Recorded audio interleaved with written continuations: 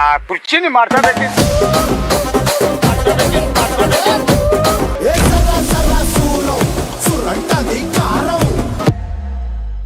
అతడు కలేజా సినిమాల తర్వాత మాటల మాంత్రికుడు త్రివిక్రమ్ శ్రీనివాస్ మహేష్ బాబు కాంబినేషన్లో తెరకెక్కిన సినిమా గుంటూరు కారం.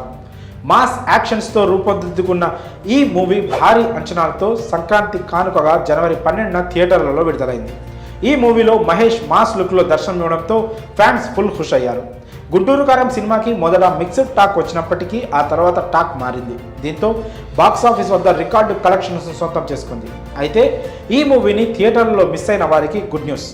గుంటూరు కారం సినిమా ఓటీటీలో విడుదలకు సిద్ధమవుతోంది. ఆ కుర్చీని మాట్లాడేది.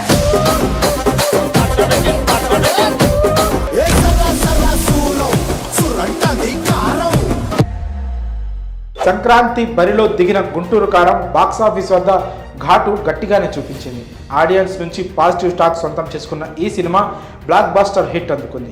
ఇప్పటికీ థియేటర్లలో సందడి చేస్తూనే ఉంది గుంటూరు కారం. ఇప్పుడు ఓటీటీ విడుదలకు సిద్ధమైంది. ఈ మూవీ ఫిబ్రవరి 9 లేదా 16వ తేదీలో ఓటీటీలోకి విడుదల కానున్నట్లు తెలుస్తోంది.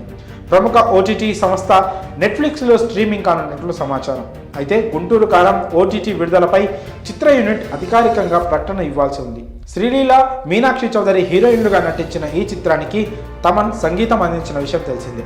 మరి గుంటూరు కారం ఓటీటీలోకి రావడంపై మీ అభిప్రాయాలను కామెంట్స్ రూపంలో తెలియజేయండి. ఆ కుర్చీని మాట్లాడేది.